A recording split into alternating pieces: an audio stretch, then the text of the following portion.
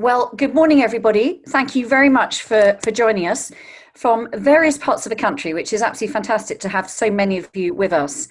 And many of you have already shared in the chat box, but do please pop a word or a phrase about how you and your family have experienced lockdown and what it's been like for you as parents. And if your children are with you too, get them to put something on board as well.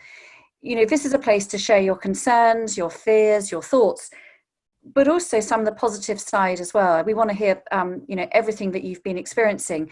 We've got such an expert panel that they really can cover a huge amount.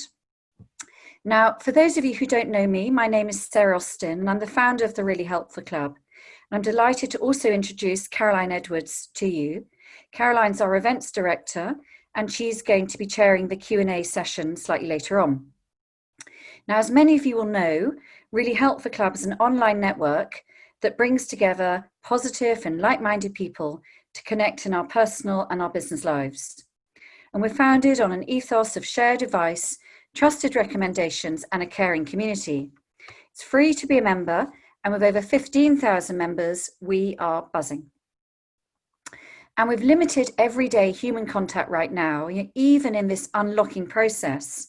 We all need to rely on virtual contacts, online connections, and a trusted community. And Really Helpful Club is very much coming into its own. And since lockdown, we've moved a very successful events program online, and we have an exciting lineup of events in the coming weeks and months. And this has allowed us to extend our reach. And in this vein, there's been so much demand to join our network that we have now launched into Surrey, Sussex and Hampshire with a dedicated team down there. And the response has been extraordinary. And we're thrilled that we've got Rowan Gerard with us. Rowan just put a hand up to wave hello so everyone knows who you are. Rowan has shared her contact information in the chat box. So if you are calling in from Surrey, Sussex or Hampshire, please do get in touch with her, get involved, either as a business or just as an individual that wants to be part of this network. And we've got so many exciting things planned in the coming months. So please make sure you visit the website regularly, look out for our newsletters, and do contact Caroline about our events program. Now, the last 3 months have been very stressful for everyone, but I think actually especially for families.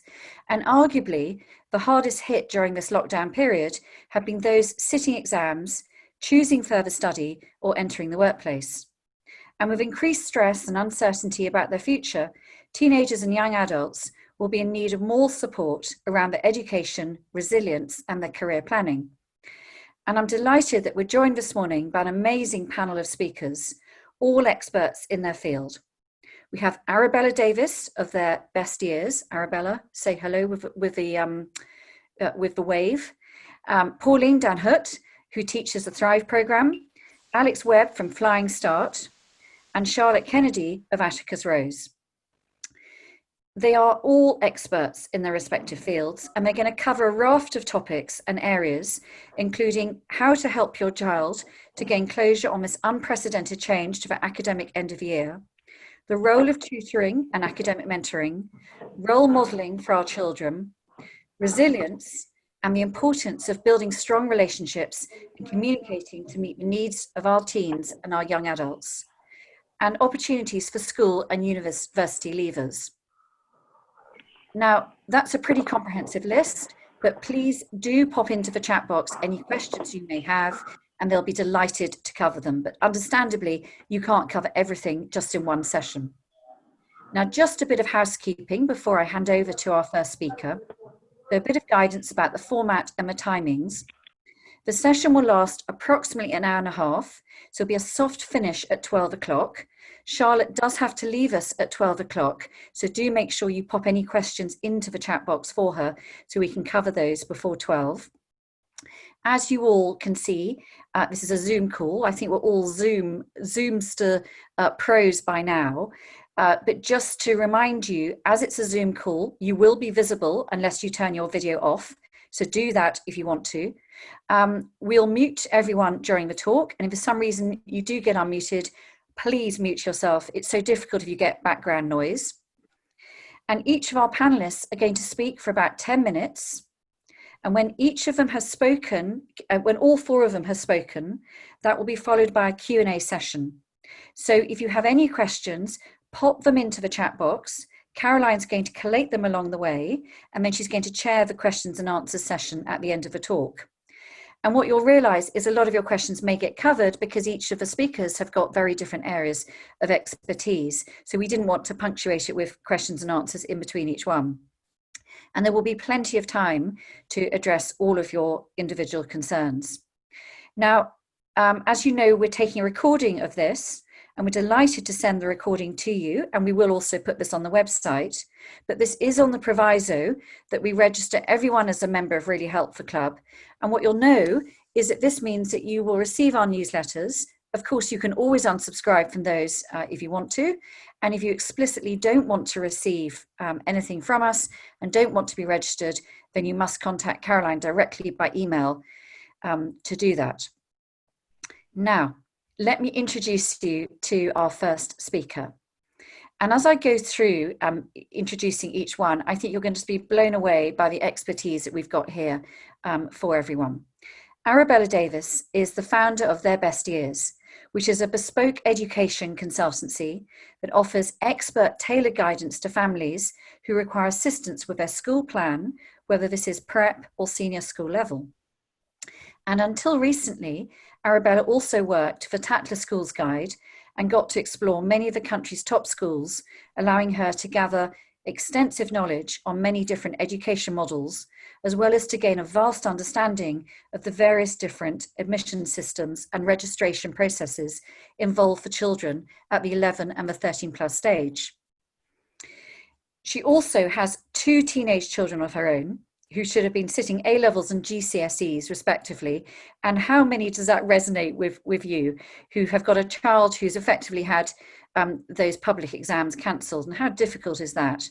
But what this does is it positions her perfectly in the midst of this pandemic conundrum on what happens next.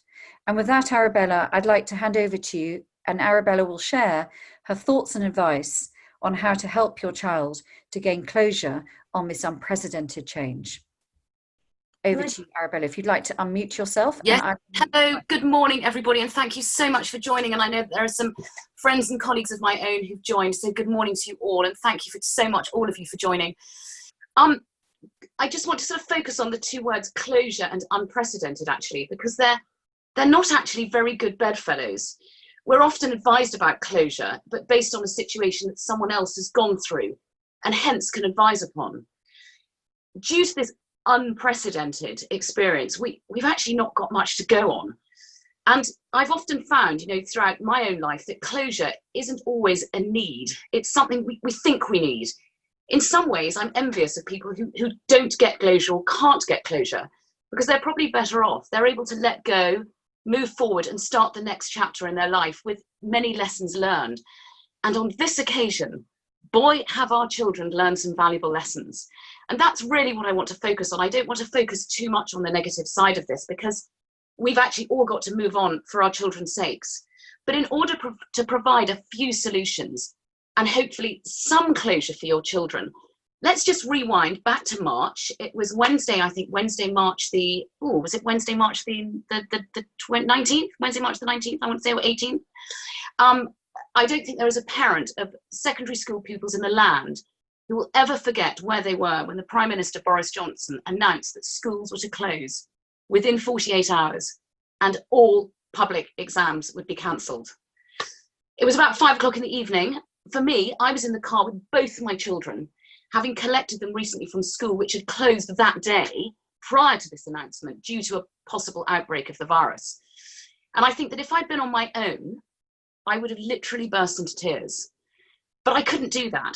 In a split second, thankfully I was gripping the steering wheel, I had to turn panic, disappointment, and devastation into hope, elation, and celebration. I mean, I literally had to expelliarmus that negative vibe that was coming from my children. Not only was my son going to sit his A-levels, which had now been cancelled, but he was probably never going to go back to his school, say goodbye to his friends and his teachers, who had guided him through his last years. Never again enter a classroom as a schoolboy.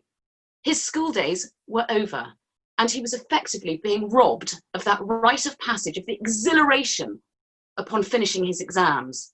Leavers celebrations in and around school, the prom or the leavers ball, which for my child was supposed to be last Saturday, the leavers trips, and all the fun that the summer following their exams would hold. It ended just like that, in a puff of smoke. However, as time went on, and I'm actually not saying days, I'm saying actually it's hours, literally within hours, the shock, disappointment, and panic began to be slightly diluted with some relief from my son's part anyway, at not having to sit these exams, not have me shouting at him every day for the entire Easter holidays to get out of bed and revise, crack that whip. I have to say, I don't know about any of you, but I was dreading it. But it was just like a grieving process, because the relief entwined in relief became sort of happy memories of his school days. It was just like a grieving process, and with any grief comes steps to manage and deal with this, and closure is definitely one of those steps. Anyone who's had a particular grief, whether it's a bereavement, a family bereavement, or any form of disappointment, it is a grieving process.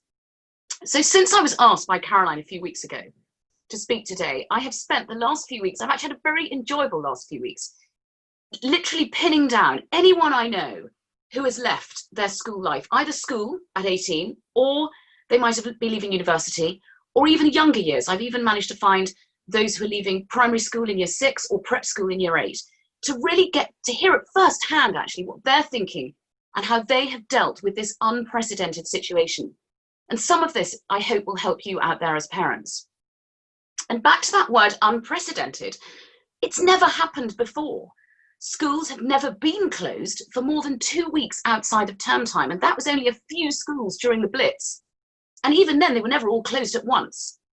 Therefore, this COVID-19 generation will never be forgotten. It will give them something to talk about throughout the rest of their education journey, their careers, and in decades to come to their children and grandchildren, and even maybe great-grandchildren. For many, this whole situation, though, has been like a double-edged sword, and I quote one of my sources, while the stress of sitting exams has been removed, in its place, there is uncertainty as the future of GCSEs and A-level grade lies in the hands of their teachers and these external modifiers. And we've just heard from Caroline, for those of you who might have joined a bit late, but Caroline's son has just received his IB results, which is fantastic. But I've heard on the grapevine in the last 48 hours that some of those IB grades have not gone the right way. And I think that some of the schools have been very surprised because it's slightly tweaked, and let's just wait. There's nothing we can do. It's grossly unfair in many ways that they have spent these last 2 years, for the A-level students anyway, working towards these exams just as they were about to reach the final hurdle. The whole situation's been taken out of their hands, and they are now sitting tight and hoping for the best possible outcome on results day. For many, there will be a chance to resit if they want to, but I mean, that's in itself, that's another event discussion, I feel. But these teenagers are coping with so many emotions at once. Relief at not having to spend hours revising, which they would have done over the Easter holidays and beyond. Instability, that their whole school structure was torn from under them at such short notice. Elation for some that exams were cancelled, but then stress of what that outcome might be. Delight that school was closed. I mean, come on, can you imagine sort of the dream come through for all of us? School's been closed. But then frustration and not being able to see your friends for months on end. And as we all know, the novelty of school closures and remote learning wore off pretty quickly as the weeks wore on. And then the disappointment when children were told that senior schools were unlikely to open in full, if at all for senior schools anyway, until September. And with a very long holiday looming, the prospect of all their fun at festivals and trips were basically cancelled. In fact, I was driving recently to collect my son is at boarding school, and we were driving to collect the remains of his stuff, and he couldn't even really go into the school and say goodbye. But on the way was a little girl. It was just after the beginning of June, and there was a little girl skipping along the pavement, holding her mummy's hand, wearing school uniform. And I said to my children, look at that lucky little girl. She goes to school. I mean, who would have thought we'd have been saying that? But also academically, up to now, schools, universities, and us as parents have conditioned our children that exams are the be all and end all. And that, you know, they won't be able to, you know, you can't really do A levels unless you've got a good set of GCSEs. You can't really go to university unless you've got a good set of A levels. And, you know, forget a job. If you haven't got your degree, well then, you know, you won't get a job. Well, in a split second, we had to turn all this around and convince our children that actually it's fine. It doesn't matter there are no exams. They are going to succeed just as well without actually having sat them. And that is in effect true. Of course, teachers and us as parents have to put pressure on our children to perform. But actually, this is now a different conundrum that we're all in, to try and provide that support without actually having the evidence whereby they've sat the exams. Socially, they've been robbed of their rite of passage. Leavers traditions, proper goodbyes, friendship groups that they may never see again. And although many schools and universities are making plans to bring this year group back together, it won't be the same. But actually, it's going to be different, really different, in such a positive way. When and if they do bump into those friends in years to come, just think of what they've all got in common. Yes, the Leavers Ball is great fun, but actually, how many of you, those adults here in this today, can remember your last days of school? For me, I think they've certainly blurred into a distant memory. But yet this year group will never forget their last day at school for the whole of their lives. And to quote my son, we are the special year, the corona year. We will never be forgotten. It's quite something to have exams cancelled. It's never happened before. And even if next year's exams are altered or disrupted, they will never be cancelled. This has resulted in a much more memorable situation for everyone, particularly for their teachers. This year's teachers who have assessed and they're all their grades, they're never going to forget these year groups in years to come. When we go back to schools and meet our teachers, they're not going to go, oh, yes, I seem to remember you from my geography class. No, they'll be hugely remembered. Much of this disappointment and actually the lack of closure is being resonated from us, the grown-ups, the parents. We had the plan and the plan went to pot. It was actually our plan, not theirs. This plan, their plan, hasn't even been formulated. Children are much more resilient to sudden change than we give them credit for. Let's think back almost 80 years when children were literally snatched from their families, popped on a train at Waterloo with one suitcase and a gas mask, and sent to a family in the country for who knew how long. That generation, many of whom are still going strong, have that common bond to talk about even today. They survived, and it's survival which often brings closure. Thank goodness for social media. Whew. And the internet, because as a result, most of our children have been lucky enough to keep in touch with their friends and for many, embrace remote schooling. In addition, they're all in it together. Not one child across the globe has not been impacted by this lockdown somehow. And I think we all thank our lucky stars that for children living in the UK, they were allowed to go outside and exercise and go shopping with their parents, unlike many children stuck in Spain. For children also being at home at this time, particularly the teenagers, and I'm stressing really those sort of 14 to 18-year-olds, it's allowed them a period of proper reflection and really to say, it's not actually all about me, and instead, how can I make my mark on this world? It has allowed many of our children to realise the social divide that exists, even in an advanced first world country like ours, and how lucky most of our children are to have had that home support, even though at times it has been stressful and difficult. Another of my sources says with glee in his voice, it's going to be something to talk about at every interview for the rest of my life. Which brings me nicely on to their adult journeys, which they are going to be all the more prepared for. Resilience, problem solving, communication, digital awareness, and computer literacy are all the attributes that future employers are looking for. And every single one of our children will have all of these following this pandemic, as well as the ability, and this is the important bit, to cope with disruption, disappointment, and change at a moment's notice. Most employers are not really that interested whether you got an A, a B, or a D in your geography A-level. But instead, they will be interested to know what each and every one of them got out of this pandemic. And I don't mean necessarily picking for Britain, making face masks, or cooking for the NHS, although if they did that, that's brilliant. I'm actually more talking about dealing with disappointment and their journey not going to plan. I believe this situation has prepared them more for life than anything we as parents could ever prepare them for. Although lockdown for many has been an extremely difficult time, it has also provided a positive moment in creativity, adapting, and survival. Life is unpredictable. Life has its ups and its downs, its celebrations and disappointments. There will be grief along the way and their plans disrupted. But this generation, especially the school leavers, who on the one hand were cheated of their finale, will be able to cope with pretty much anything that will be thrown at them, allowing them the confidence to get back up, brush themselves down, and continue along their lifelong journey. I do hope that's helped for a bit, and I will be delighted to take questions at the end. Thank you. Goodness me. Wow.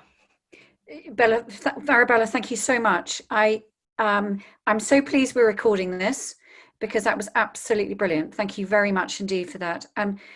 I couldn't agree more. I think we've been reminded like no other time in our life to cherish family, to cherish friends, and to cherish our freedoms. And so thank you very much indeed. And I'm sure there'll be plenty of questions and plenty of people who'd like to connect with you today and obviously afterwards. So thank you very much. Now that brings me to our next speaker, Pauline. So Pauline den Hoedt is Dutch. She's a mum. She has a husband and 3 teenagers. She works with adults and teenagers who struggle with symptoms like anxiety, depression, phobias, panic attacks, OCD, low self-esteem, addictions, and weight issues. She also works with people who just want to unlock their full potential and want to become the best version of themselves. So, for example, those people who are looking to set up their own business or to find their own passion. Pauline teaches something called the Thrive Programme, which is a psychological training program that provides clients with the tools, skills, and resources needed to take control of their thoughts, feelings, emotions, and behaviors. Now, Thrive is a training program. It's not talking therapy. The training program is simple and accessible for anyone aged 12 and above. And the training consists of 6 one-to-one sessions, a syllabus, and 10 videos. And most clients spend about 20 minutes a day over a period of 6 weeks to learn the insights into the way they think, the habits they've created, and how they can enjoy their life again and make the most of it. And building on what Arabella has just shared with us, Pauline is going to share with us her thoughts, how we can help our children to respond in a helpful way to challenging situations like the one we find ourselves in now by being a good role model. Pauline, over to you. Many thanks, Sarah, for your lovely introduction. Good morning, everyone. So I've been invited to give you some tips on how to help your children to cope with anxiety and stress in the challenging times that we're finding ourselves in. And I'm going to focus on actually that we can be a really good role model for our children. It has actually always surprised me that at school we have teachers for English, math, geography, foreign languages, but there's no one who teaches us how to create a constructive and positive inner dialogue. No one teaches us how to respond to unexpected situations like COVID-19, the lockdown, or how to deal with playground challenges. Who teaches us how we can create a positive mindset or how to manage our thinking? The way we actually learn how to deal with the challenges that life throws at us is through observing others. And the others are, for a very big part, us, their parents. So I would say it's a good time to share some helpful tips on how to be a good role model for our children. When children are born, their mind and brain is like an empty computer that over time gets filled with life experiences. They register how others around them respond to events. So children learn many helpful responses to events from their parents. I mean, we give them a lot of helpful tips, but unfortunately also some unhelpful ones, and that we don't even realize. So our children fill their computer by observing us not only consciously, but actually for 90% subconsciously. If we feel anxious when our kids are late for school, forget the tennis racket or a violin, if we responded with stress to the lockdown, then our children observe this and they will be very likely to also respond in an unhelpful way in the future. So our responses sometimes go hand in hand with words like, oh, it's a disaster, and oh, what a nightmare, and it's so embarrassing. But this is sort of what I would call catastrophic language, and it will be registered by our children. And they will learn to use the same words, and they are not always helpful. So let me summarize my first tip. Be aware of your own responses when we are in a challenging situation, because our children watch us. So be aware of the shadow you cast as a parent and mind your language around your children. But you might wonder, but how do I change my response? This is the person I am, and I can't change who I am. Well, the good news is that it's actually not that difficult to change your responses when we realize that we actually have a choice in how we interpret an event and how we respond. So I will explain this. Many people believe that life is two-dimensional and that when an event happens, that we all interpret that event in the same way. So for example, if someone tells your child, oh, I don't like your t-shirt, this is an event. So one child might think, oh, whatever. But another child might think, oh my goodness, I'm being bullied here and I'm excluded. Maybe they don't like my other t-shirt. So everyone interprets an event in a different way. So what we teach in the Thrive program is that no one actually experiences reality. We all experience reality through the lenses and filters that we have developed over our lifetime, often learned from the circumstances and the people around us. So again, us parents or our own parents. So we all have thousands of filters, and there are lots of good ones. But we interpret those events, and some are not so helpful. So for example, if you have low self-esteem filter, a negativity bias, a catastrophic or perfectionist way of looking at life, or if you have a lot of social anxiety, that filters that same event, and you will interpret that event in a very different way from someone who doesn't have those filters. So you've probably noticed that people in similar circumstances responded very differently to COVID-19. This is partly because we interpret the news through our own filters and lenses. So some people might say, this pandemic is making me feel so worried. Whereas it would be more helpful to say like, okay, by the way, I look at this pandemic with my filters, I'm making myself actually quite worried about it. So I'm talking to the parents, but actually, our children copy that, or we sometimes as parents, we see it in our children. So this interpretation of reality gives you a choice to change the way you view the event. And you realize that it's not the event that is making you feel anxious. It's how you interpret the event. So to summarize the second tip, become aware of what sort of lenses and filters you are using when you interpret an event. Is the news around COVID making you anxious, or are you making yourself feel anxious? It will be interesting to watch what filters you and your children are using when you are facing your next challenging events. Do you wear constructive lenses? Are you using helpful filters to look at events, or are they unhelpful, and should you try to change them? You might think, I have no idea what thoughts I have. Well, that's actually not surprising either, as we have around 50,000 thoughts a day. So when you wake up at 8 a.m. and go to bed at 10 p.m., that's around one thought every second. So we can't possibly be aware of all the thoughts we have. So as a test, I sometimes say to people like, put your timer on 30 minutes and then continue with your day. After 30 minutes, you will be reminded, and then look back, like, what have you been thinking about? Have you been thinking about, oh, when are the schools opening again? Oh, what will the results be for my child? Because they've been doing, I had one doing A levels, one doing GCSEs.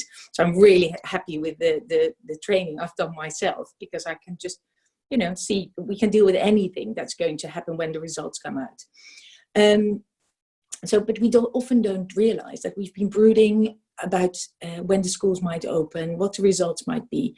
And these thoughts often don't really help us to solve the situation. It has become a habit to brood and make the event much more complex than it actually is. So the more negative thoughts we have, the more negative we feel about ourselves and our life. But the other way around is the more positive thoughts we have, the more positive beliefs we have, and it makes us more optimistic about life. So I often use the analogy of a balloon. So we have 50,000 thoughts a day, and we decide which thought, which belief we pay attention to. So the balloon. So if, let's say your child comes home and they say they're really worried about going back to school after lockdown.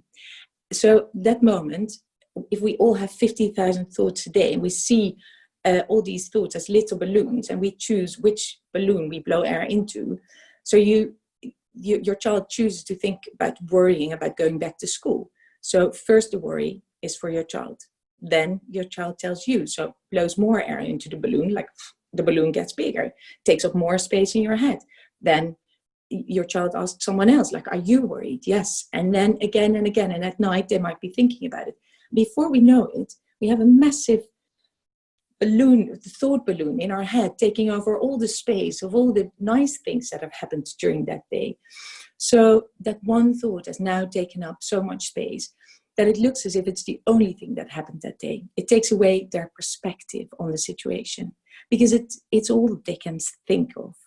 So in this situation, it can be helpful to explain to our child that 5% of life is the event that happens. COVID-19, being bullied, going back to school, that's an event, and that's outside of our control. So we can't do anything about it. But 95% of life is how we respond to situations, and that's where we have a choice. So we can also link this back to the filters that your child is applying. Your child might have a negative filter or a low self-esteem and say that all bad things happen to them. In these situations, the child often forgets that on that same day, the teacher or their sibling was kind, the dog was sweet, they had a play date or played at a sport. So our children sometimes do lose perspective, like we do. But we as parents, by becoming aware of our lenses, can help our children to regain that perspective of the situation and bring it back into proportion. It's just one thing in their life. Another helpful insight might be for your children to understand that the longest relationship they'll ever have is the relationship with themselves. So you might as well be kind and helpful to yourself and cheer for yourself. So the thoughts you have determine how you feel, and they determine what day you're going to have. Start the day by saying to yourself, it's going to be a good day. And automatically you will filter situations because you're looking for the good things and not the negative things. And I'm going to find all that's positive in the day. And as most important words you'll ever hear are the words that you say to yourself. Because we can say to our children, like, oh, look for the positive. But it's so important that they say these words to themselves. So to summarize the third tip, we choose which thought event we pay attention to, and we can choose how we interpret an event and how we respond to the event. Your reality is a reflection of what you choose to focus on. It is not a reflection of your potential. And the fourth tip, which is about the fact that children often think that they're the only ones who worry about the future, and that they are the only ones who have the what if thoughts. What if this happens? What is that if that happens? At the moment, many children worry about going back to school after lockdown and what their results might be. Often when we think about the situation that hasn't happened yet, we worry much more than is necessary. And in the Thrive program, we call that anticipatory anxiety. Please reassure them that most other children have very similar thoughts, but that you are there to help them to change their worry thoughts into more helpful thoughts, and remind them of how they have been able to cope with challenging situations in the past. They have been able to tolerate not being invited to a party or not being the best.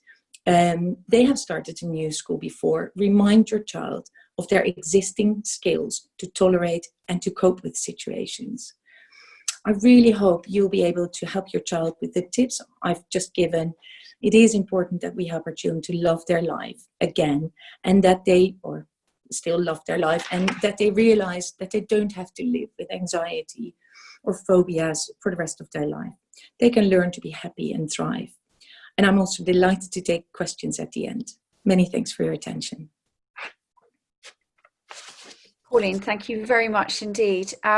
Please do pop your questions, your thoughts into the chat box.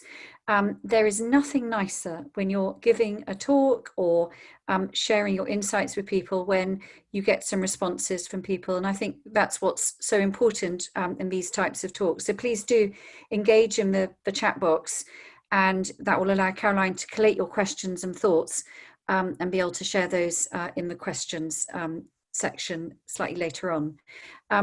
Pauline, thank you very much indeed. That was absolutely brilliant, and thank you. Such useful and I think very practical help for each of us to be able to draw on and be able to help our children. So thank you, and help ourselves too. You know, these are important lessons for us too. Now our next speaker is Alex Webb.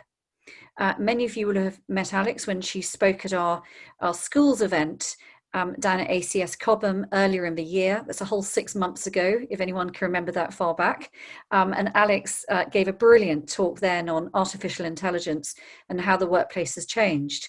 Now, for those of you who don't know Alex, Alex is a leadership and team performance coach with over 20 years experience in leadership and employee engagement. She's a professional facilitator. She also runs 2 companies focusing on behavior change, self-awareness, leadership development, and team performance across different age and ability ranges. Her business, Flying Start, specializes in helping young people to enter the world of work, as well as working within organizations to develop high-performing teams. Working with individuals and teams, Alex uses an array of tools to develop self-awareness, core skills, resilience, and leadership. And the outcome is higher performing teams and higher performing individuals. Flying Start works with graduates and students, developing their confidence, their self-awareness, and their understanding of the value that they can bring to a team. Alex is going to talk to us this morning about building resilience and the importance of building strong relationships and communicating to meet the needs of your teens and young adults. Thank you. Over to you, Alex. Brilliant. Thank you. Good morning, everybody. Thank you, Pauline. I love, really interesting to hear you talk about that 5% of life is about what happens and 95% is how you deal with it, the lens that and the perspective that you have. And this figure, it is huge, and I completely agree, because it does kind of link into a lot of the work that I do with my clients. And as Sarah said, I spend a lot of time working with individuals and also teams across all of ages. And I focus a lot on understanding their behaviour preferences, which does link nicely into what Pauline was talking about how we all do things differently. And for me, understanding your behaviour preferences and gaining greater awareness of self as well as others helps build those resilience and also build the relationships that you have with your families. And I know over lockdown in the past few months, families have been brought together for a long period of time, sometimes longer than you have been used to. There's no get out clauses such as going to the office or going out to work or meeting up with friends. We've had that change of sort of family dynamics, and that can be really testing for some families. Now, I have got 2 boys. I've got an 11-year-old and 8-year-old. So I'm in that area that we were talking about earlier, but I've got year 6. So missing out on the SATs and end of primary school. I also have a husband who used to travel a lot. So our life is very, very different. We're balancing running businesses from home, and also also homeschooling. And this is where understanding of self and others has been a huge help for all of us in our families, so that we can adapt the way we parent and also communicate to get the best out of them, and also ourselves too. And one of the tools I use with my clients is a psychometric tool called See Me, which is the letter C and then -me. Now, I know there's lots of psychometric tools that you may be aware of and use within your own businesses and your own journeys. They often look at personality, but where See Me differs is the fact that it looks at behaviour preferences. And what I mean by behaviour preferences is about understanding our preferred way of doing things and how we deal with things, just as Pauline was mentioning with her 95%. And that's dealing with things positively and negatively, depending on our lens that we look at them through. Okay, so if I can get everyone, a little bit of audience participation here, if I can get everyone just to cross your arms. So if you all cross your arms for me. Okay, quite easy to do. Now I want you just to cross them the other way. Still able to do it? I'm guessing I can't see everybody's cameras. I can see a few of you having a go, a few smiles on faces, but you can still do it, but you've had to think a little bit more about doing it. You've had to consciously think about doing it, and that's how we form new habits, but that's our preferred way, is doing it that way. So again, I'm putting it into a sports analogy. My background is in sport. So I say if I'm playing tennis and I've injured my right arm, which is my kind of normal arm, if I'm playing with my kids, I may play with my left arm. I can do it. It's not as comfortable, and I've really got to think about it. I've got to be more conscious about what I do. But as I practice, I get more muscle memory, and I can then do that new action. It's like driving a car. I mean, it's terrifying when we first start, or swimming. As soon as we get that muscle memory in that practice, we can do it.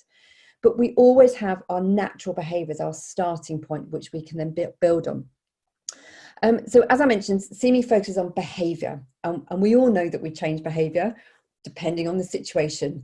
I know that when we're going over to my parents' house, I say to the kids, be on your best behaviour, and they know what behaviour I mean, and they dial that up. My behaviour, again, when I'm here, or I'm out with my girlfriends, or I'm being a mum at school, they're all different depending on the situation. And our children, they do that too. And I bet you've had that situation. I had it recently when or before lockdown, my son went over for a play date, and I got a call from the parent. Oh, he's such a polite lad. He's so kind. And I'm thinking, oh my gosh, who is this child? You know, I wish he was like this at home. They know how to dial up this behaviour. So that's an adapted behaviour. So we know what they do. So it's all doable. So how can this knowledge help our relationships and our communications at home?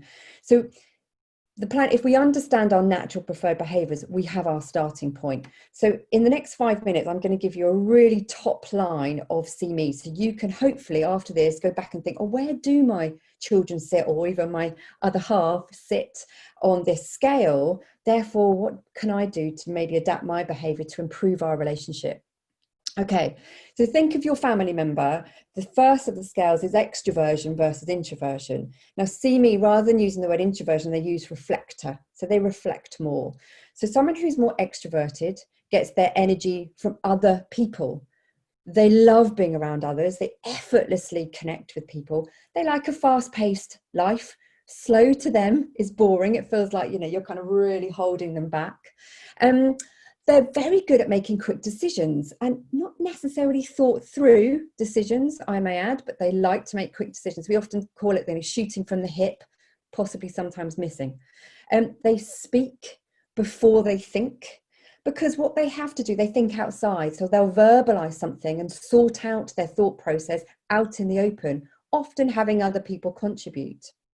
And that, you know, they may change course a few times in their sentence, but they have to have it out here. Now, my eldest son, who's 11, he's quite high on the extroversion, and in lockdown he's found it quite tough because of the lack of connectivity. He gets his energy from other people, school activities, being involved in going out and meeting with friends, and he's not getting that connection at the moment. And he's finding it really hard to generate it himself. So I've kind of seen him do this and get a little bit more insular and not coming out of his room, which is really strange for us to deal with because we've not met that before. So what we started to do was thinking, right, gaming is one ways of, he's got a headset set now that he can speak to his friends, so he does that. We're a little more lenient on the time he spends on that now. We've set him up with a Zoom account so he can set up Zoom calls with his friends whenever he wants to. He now does his lessons online, lessons with his friends to kind of have that school, you know, they were sitting on a table of 4, he is able to get that. And I know with older children I've spoken to, they've been finding innovative ways of being able to get out and get connectivity, like volunteering and helping create and make food packages and getting outside and being able to be helpful that way, or internships, online internships. I know a lot of people have got involved with, just to get that connection. Now, someone with higher reflective preference gets their energy from within. They can generate it themselves and don't have that need for huge connectivity. So, they like that. They do like connecting, but smaller groups works best for them. And they've probably been quite happy with this calmer kind of life that we've now got, and they're doing quite well. Speaking to some of my clients who I know are on that reflective side, they're like, I'm being so creative, I'm able to get things done, I haven't got this constant chatter of people asking me to do things. They have had to have put a restriction on the number of Zoom calls in a day because it has absolutely wiped them out, but they've learned that, understanding that they need to have that balance. And it's the same with our children, getting that balance. My youngest, who is 8, he is a balance of extroversion and introversion, so it's kind of quite on the middle, and he's quite happy generating his own energy with games and play and occasionally chatting to some of his friends, but he doesn't need this to be happy. So all I can say at the moment is I'm really glad my eldest, who is the extrovert, is year 6, and he has gone back to school, even though it's just for another week and a bit, but he's getting that energy back again, and he's so much happier. Now, the second scale on this framework is about thinking and feeling. And this is how, the thinking and feeling is about how you make decisions. Do you make it with your head? Or do you make it with your heart? And now sometimes as parents, we put across the way we make decisions onto our children, but that may not be the best way that they understand things. So my eldest, again, he leads with a thinking preference, and my youngest a feeling preference. So my language, when I'm talking to them to try and get the best out of them, or to get them to do what I would, like them to do, is I've got to change my language. So communicating with my eldest, who's got the thinking preference, will be, I've used words like, okay, well, what's the end results? What's your focus? What are the biggest challenges? What problems have you got there? Or what's the detail or the logic? So for me, he likes gaming, so he's on Fortnite. So my question is always not how was that game? It was, so how many kills did you get in Fortnite? Where are you in the league? Or how many goals did you save at football practice tonight? Very different. So it's about solution and logic and problem solving. Very different to my youngest. And I'll use language is sort of about how does it feel about that decision, or how does that program make you feel, or how does that conversation make you feel? Or if he's upset, we always put a feeling onto whatever the feeling is. So if he's, I understand why you could be so frustrated right now, or if he's maybe I can see why that really upset you. Allow him to have a feeling. Rather than just going, oh, don't be silly, don't worry about that, because it's not something we would worry about. And of course we may think it's silly, but we have, and now I've adjusted to this language. I'm having better conversations, and we don't suddenly go into an annoyance argument, whereas now it's about understanding. This has been a huge learning for me, and even I used to do this. I used to do it with my kids. I used to do this with my friendship groups as well. When anybody had a problem, I'd want to fix it straight away. I've got a solution. But actually, just listening, sometimes people just need to be heard and be and not have a solution chucked at them. So I've got so much better at that. And building these positive relationships gives this ripple of positivity now within the family, which increases resilience and well-being. And I'm not going to spend too much on the resilience and well-being because it's a huge topic, but just relationships is a huge part, and that positive relationships is a huge part of having resilience, especially in the family framework. Now, knowing how to communicate differently to different behaviour preferences has also helped the relationship I have with my husband, because we fully understand the needs of our children, and we both come from very different sides of the see me sort of wheel that we use. We now understand that in lockdown we have our own coping strategies for the stress or whatever the different things that lockdown has thrown at us. We've had different coping strategies, and we've been able to talk about those because they are different for the different colour preferences, behaviour preferences. We also have different ways of rebalancing as well, which gives us the resilience to move forward. I'll give you an example. I mentioned that sporting is a sort of a huge part of my life. I've both met myself and my husband, and we both love exercise and our sport.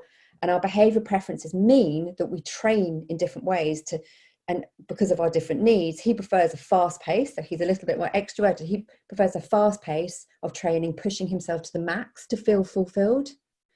I like a balance of challenge and fun. But understanding this, the differences, it means we don't belittle each other's way of rebalancing or coping, we support each other. So to close, I'd just like to highlight the importance of, if you understand the different needs of those in your family based on their behaviour preferences, once you know this, you can adapt your own behaviour and your own communication to improve those relationships. But looking forward, and Sarah mentioned that I've done work with looking at future of work. Looking forward, if your young adult going into the workplace knows their behaviour preferences, they can start to make decisions about their career and the environment that they work in, which will really, really help them thrive. And the biggest thing for me is when I'm working with young adults is it gives them the resilience, or it gives them the knowledge and the confidence to know, do you know what? It's okay to be me. I can add value, and this is the value I add. So back to you, Sarah. Absolutely brilliant. Thank you. We have worked so often with Alex, and you never fail to share and to just we learn so much from you. Thank you very much. And we're big fans of the See Me programme. We will be delighted to share information about that with everyone in the emails that follow today's call. And it's really a fantastic tool for understanding different behaviour preferences, as Alex says, both at home, with the family, with your work colleagues, etc. It's just such an easy tool to work with. So thank you very much, Alex. Thank you also to everyone for all the different insights and reactions you're sharing with us in the chat box. Please keep them coming. I mean, it's just brilliant to have that. So thanks so much. And do also remember to pop any questions in there too, so Caroline can collate those and put those to everyone as well. So 3 down, 1 to go, but last but by no means least, gives me enormous pleasure to introduce you to Charlotte Kennedy, who's talking to us from sort of sunny Edinburgh. And Charlotte is an academic mentor and life coach.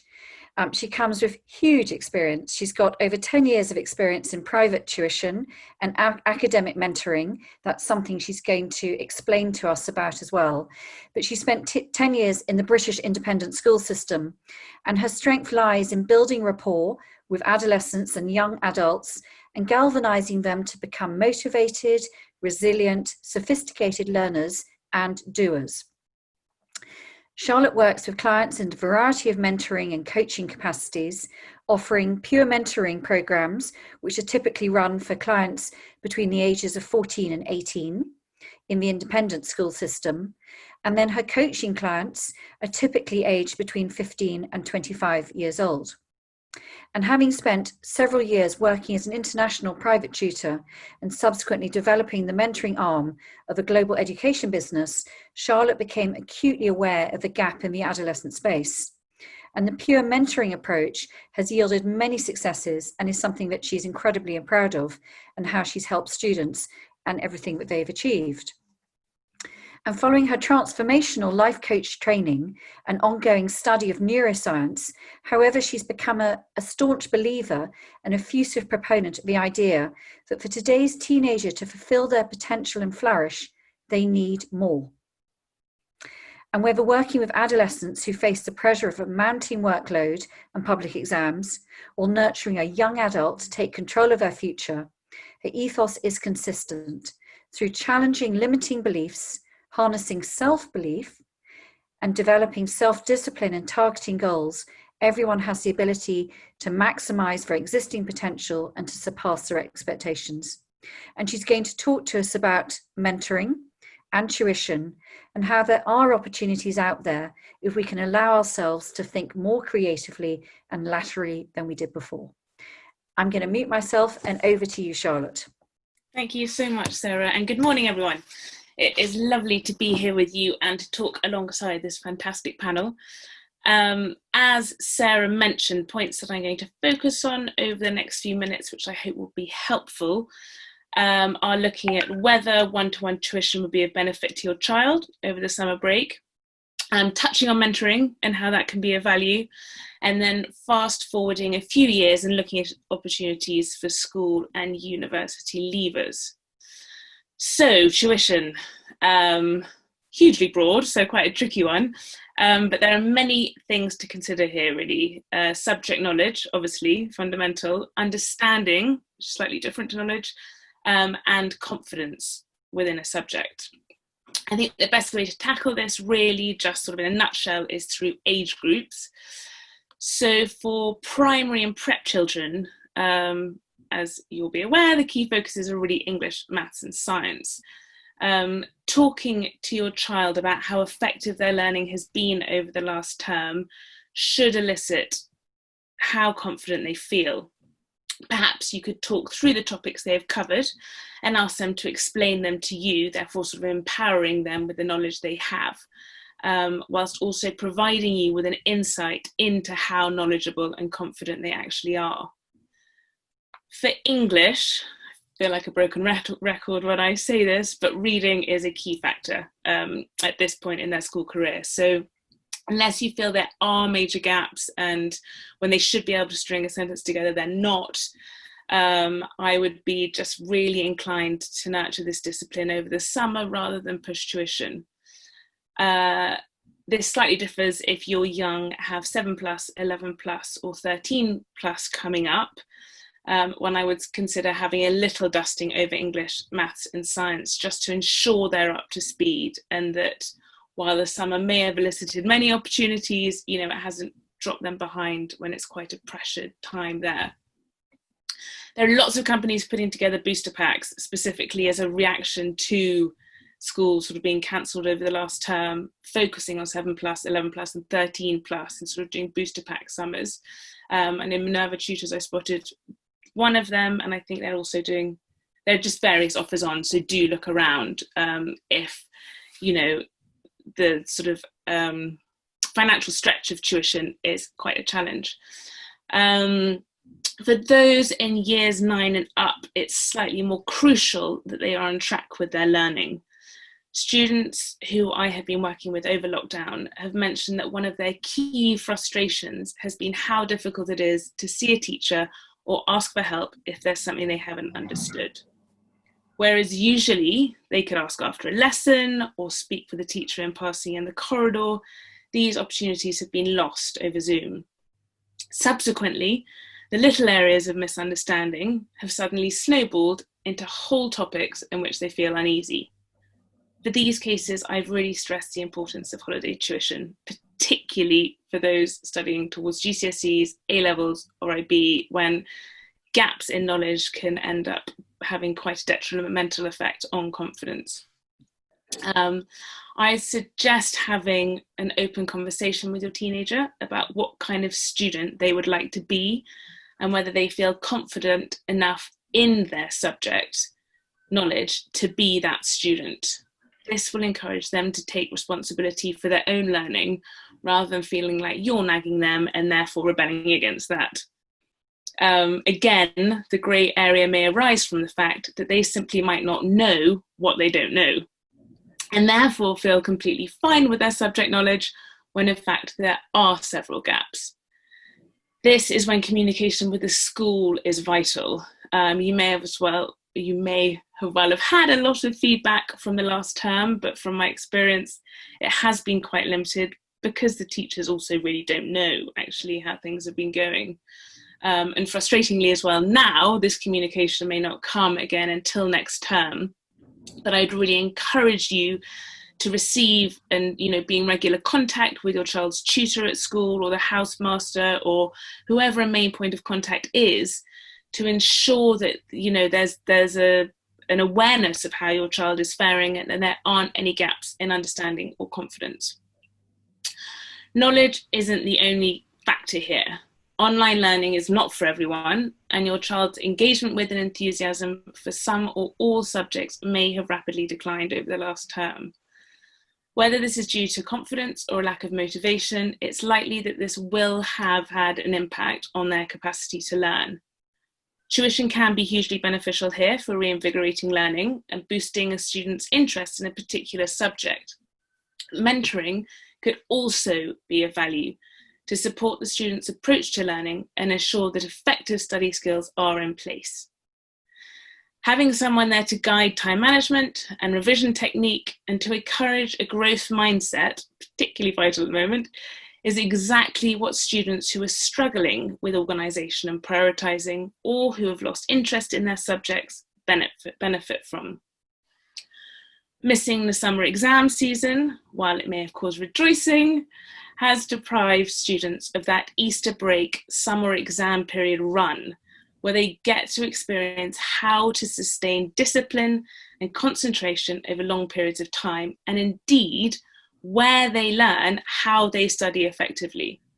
It's this last point, the metacognition, how I study, which mentoring really explores, encouraging an individual to reflect on how they study most efficiently, which techniques suit them best, what time of day they are most alert, how to create an effective revision schedule.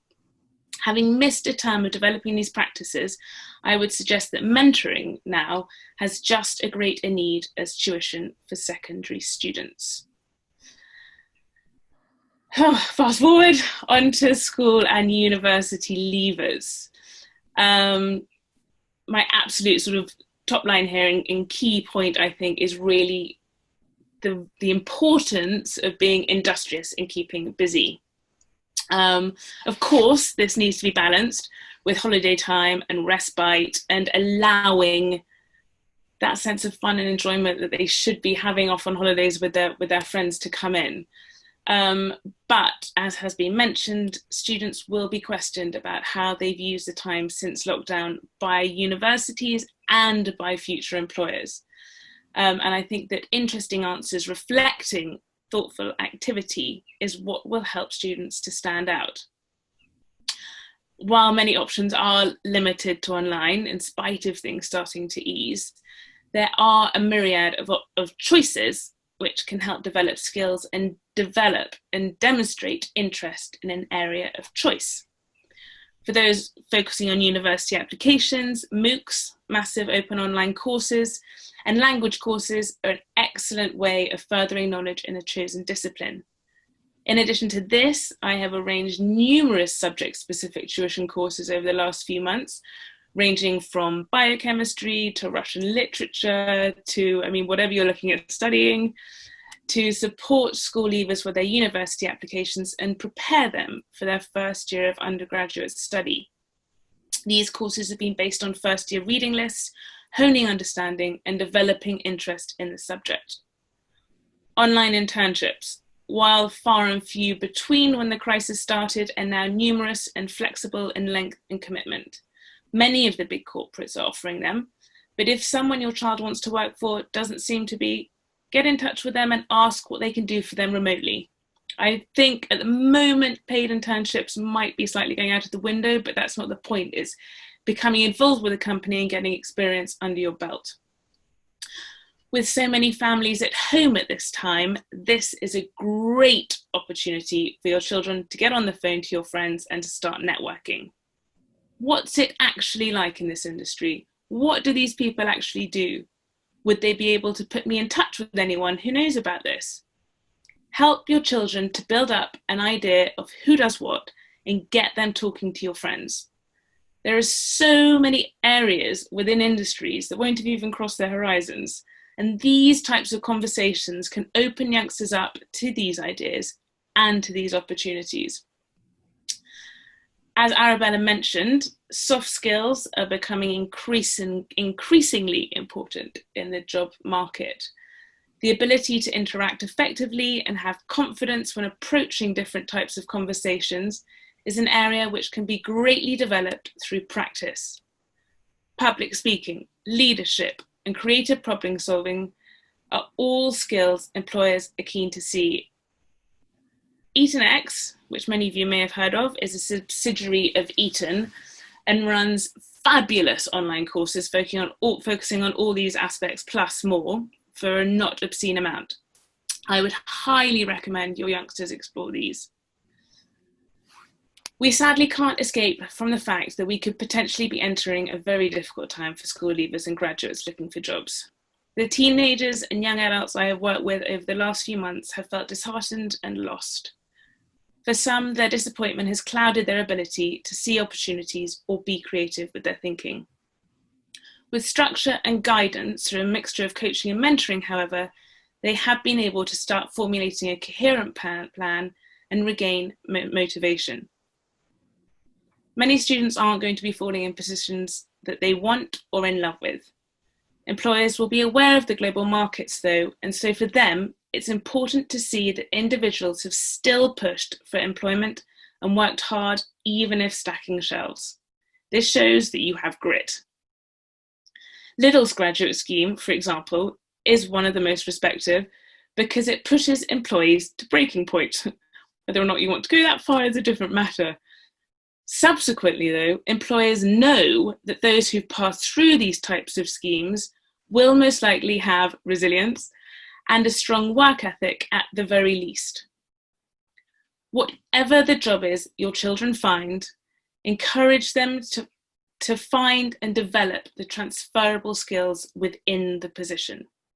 Challenge them to think outside the box in terms of what they can do and achieve, and above all, urge them to be industrious. I really hope that some of those pointers have helped or provided a little clarity on sort of a bit of a jumble for them, but any questions I would be delighted to answer, and thank you very much. Thank you, Charlotte. That was fantastic, really helpful. In fact, thank you to all of our speakers. You've all been absolutely amazing. I just wanted to ask Lexi to speak very briefly about her book club, because I think that could be a very useful resource for a lot of the people who are here today. So Lexi, would you mind just explaining what you're doing, please? Oh, thank you very much. Okay, so, well, first of all, I have to say everything that the speakers have said has really resonated with me, both as a mum of an older teenager and as an educator of working with Key Stage 1 and Key Stage 2 ages. And I think actually, you know, what Arabella said right at the very beginning about our lenses has really shaped how people have responded to COVID. And I know when I've been working with Key Stage 1 and Key Stage 2, a lot of the parents have really struggled with recreating school at home rather than homeschooling. And it goes to what Charlotte then kind of wrapped up on, which is at that age group, it's English, maths and science. And there are ways that you can integrate activities around reading. And that's kind of what led me to my book club. I have run book clubs and creative writing clubs many, many times in person, and obviously, like everybody else, have pivoted my business during the COVID position to take it online. But the thing about the way I do my book clubs is it's not just read the book and talk about the book. It's read the book, and then there are dozens of cross-curricular activities themed to each book that will cover off science or history or geography or cooking or art, so that you end up with an immersive environment. And that way the child can, without pressure, go down those interesting rabbit holes that allow them to explore and expand their learning without feeling like at home we're attempting to recreate school, because, you know, that's not what we should be doing. I mean, I actually have many friends that have homeschooled right the way through to college level. And it is different to recreating school at home, particularly in the Key Stage 1 and Key Stage 2 levels. So that's kind of where I came from when I was building the book clubs. I probably shouldn't describe it as a book club. It's a book club with a twist. A book club because as adults, we apply our lens and we think of the book clubs that we do, where we read a book and we talk about the book. So yeah, I probably need to rename it Activity Club. Well, the website is kidsclub.family because it is more than a book club. Fantastic. Thank you very much. Well, look, everybody, you've seen it. It's in the chat, so do go and have a look. It does sound like there's some fantastic resources there. So thanks very much, Lexi. That's great. So a couple of questions have come in. So first of all, for Pauline, Andrew says he loves the balloon analogy. And then do you often get feedback that says it's easier said than done? And so if there are, and if so, are there techniques to train your mind to get rid of the pointless and toxic thoughts and replace them with positive ones? You need to unmute yourself, Pauline. I knew it was going to happen, yeah. Yeah, it is definitely easier said than done. You know, the thing is, I do the Thrive program. It does take 6 weeks of actually someone getting to know themselves. So the first 2 weeks is like being your own detective, 50,000 thoughts. We don't even know what we think about. So just firstly, to become aware. Some people do it via meditation. That didn't really work for me. But if you become aware of what you think, then you can think to yourself, so like, do I really want to keep this thought? And is this going to help me? So for example, before I did this whole program and became a consultant, I would worry about, now the IB results came out. My son is waiting for his A-level results. He didn't do well in his mocks. It would wake me up at night, maybe like, oh my goodness, what's going to happen? But it's just when you realize that you have that thought, you can decide like, okay, this is not going to help me. What can I do today to take action? And if it's nothing, then we can say to ourselves, like, no, I can cope with whatever is going to happen. This is not a nightmare. This is not the end of the world. We'll deal with it. There is, you know, a clearing. There is, and you may not have done so badly. So it's not easy. But there are lots of, I listen to a lot of Audible books. Of course, we have the program, we have a book that you can read, but there's lots online available as well to train yourself and teach yourself. Great, thank you. I'm going to deal with Charlotte's questions now because I'm conscious that you've got to leave dead on 12. My 18-year-old has lost all motivation now that the majority of his gap year plans have been cancelled. How can I help him to feel excited about the year ahead? Okay. I mean, I think one of the I've actually had a client who's had a similar issue to this, and I think there's been such overwhelm from a plan that's been, you know, there since dot has suddenly been shattered. And, you know, I think it came up earlier about conditioning. Our teenagers and our children are so conditioned to think that this is the plan that we have created for them. I think it was Sarah who mentioned it. So I think that the kind of first approach really that would be helpful is to think about what is in our sphere of control. You know, what is in this boy's sphere of control, and to sit down and brainstorm with him and think, okay, yes, global travel might be off. Yes, I might not be going to be in this exotic location where the sun always shines, you know, helping people or helping animals. But there are numerous opportunities out there. I just have to sit down and work out what is in my power to access. You know, and I think thinking about online, which we've just heard that, you know, there is a multitude of stuff out there, which it might not be what he wanted, but it's going to be different, and there are those opportunities there. Some of them are really exciting. And then also thinking about, okay, well, what's in the local community? What's in an area that I can access? And really just sort of, I guess, recalibrating and resetting. And like Arabella was saying, maybe having a little grievance, you know, feeling grief for this gap year, which is no longer going to be, but it isn't all over. You know, it's not game over. This isn't now a dead year. This is an opportunity to find other things that perhaps wouldn't have crossed his mind. But I think this, you know, thinking about the sphere of control as well, and helping him to see that he is empowered in this situation to create opportunities for himself is probably a good place to start. Hope that helps. Yes, thank you, that's great. Helen has said, is anyone else worried about Freshers Week? So probably Arabella, I'd have thought, is the best person to deal with that, given you have a son about to start at university in September. Well, personally, I think that Freshers Week has got a little bit out of hand. And so as sort of, you know, the goody two-shoes mummy here, I'm thinking, goody, hooray, no Freshers Week. But actually, I think they are really trying to put in place something different. And it's not going to be what it was, as in the party side is definitely not going to be what it was. But I do think that actually the universities, I gather that it's been a while that they've been trying to reconfigure how Freshers Week works. I mean, historically, go back to sort of the day, if anyone saw Brideshead Revisited, if you remember that Freshers Week, and they all stood in the hall and they went around and said, yes, I'm going to join the debating team. And, you know, actually that's evolved into something that's become sort of unmanageable now. And I think that from what I gather, and in fact, my own son received an email from his hopeful university to say that they're putting in place new things which they've been wanting to do for ages. Yes, it's going to be online initially, but they're really hoping that by September, October, there will be more easing and they will be able to integrate bubbles of groups to be able to enjoy some form of freshers activities. And as far as the sort of the party scene goes, I think that I don't think we need to worry at that age group. Certainly find a way of finding alcohol and fun.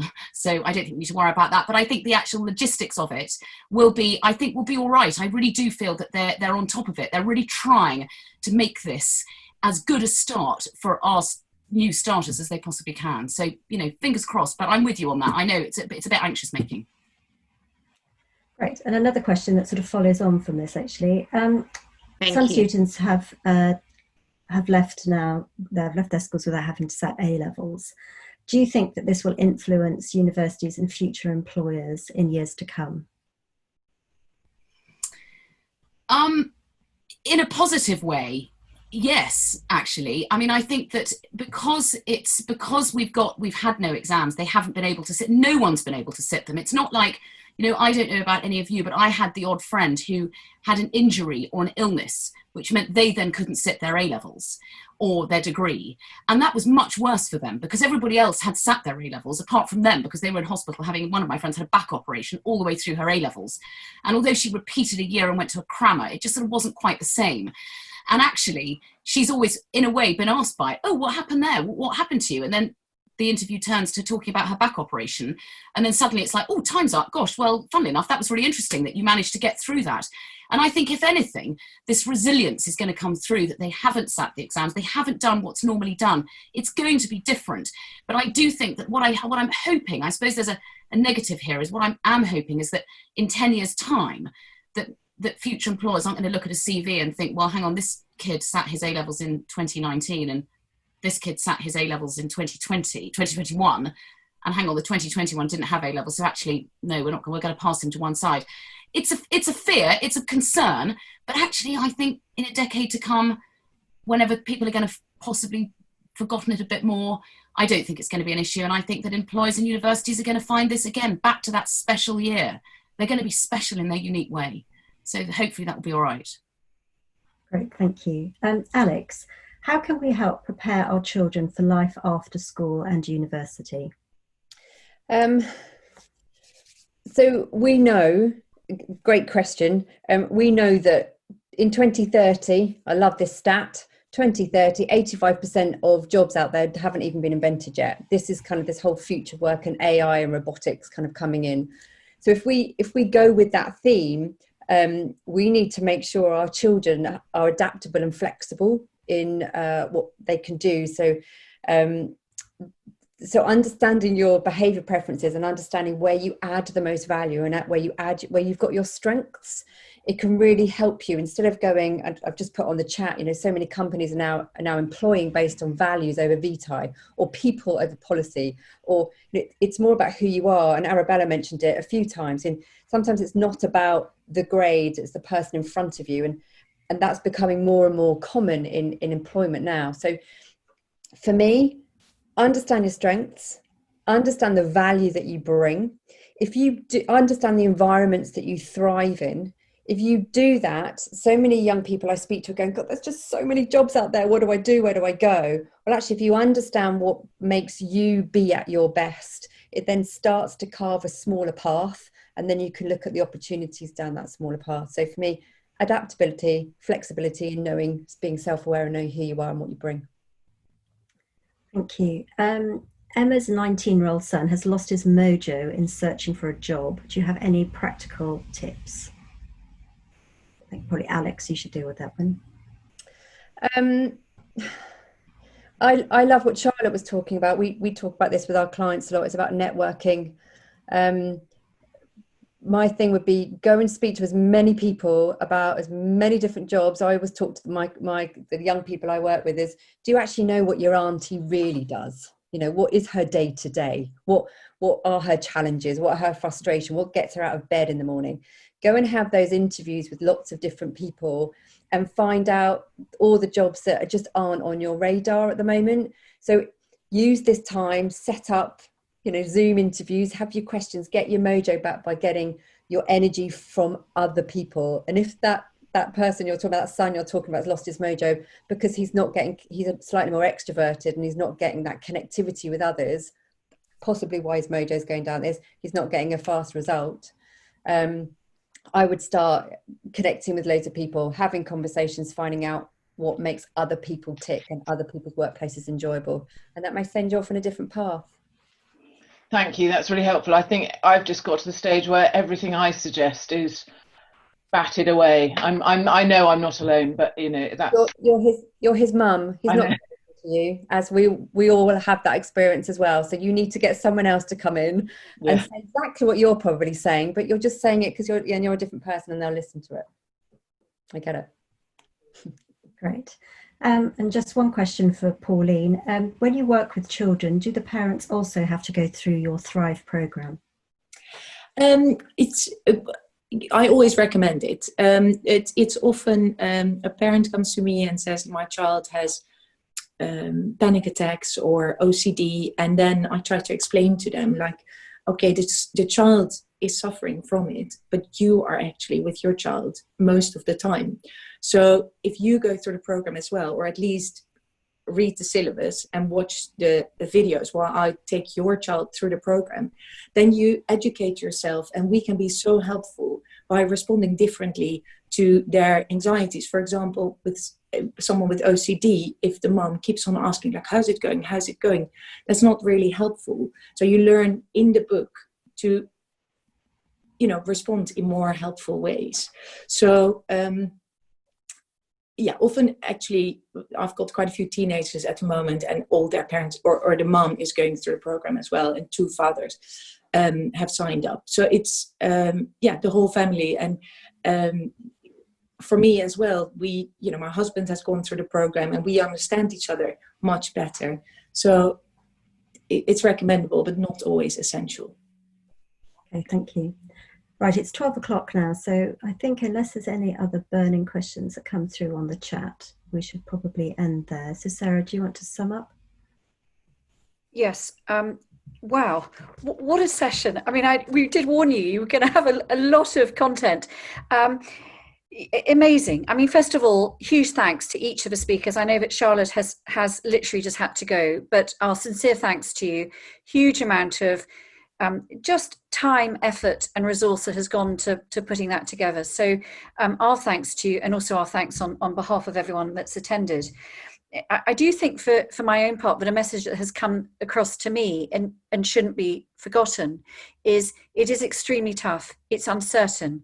But remember, for the schools, the unis, and most importantly, the employers out there, this is unprecedented for everybody. So, they're having to adapt. They're having to be flexible. And I think the ways that they will recruit, and as Alex was saying, the attributes they're looking for, I think will be different as we go forward. And that's almost a leveler. It's almost, the traditional model is being disrupted because actually what can you bring? Can you be adaptable? in a way that perhaps traditional attributes it might have been held as being more important in the past.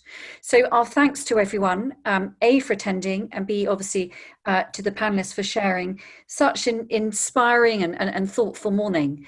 And as I said to you, we will be sharing the recording with you. We've also got a couple of very useful newsletters that we are busy putting together.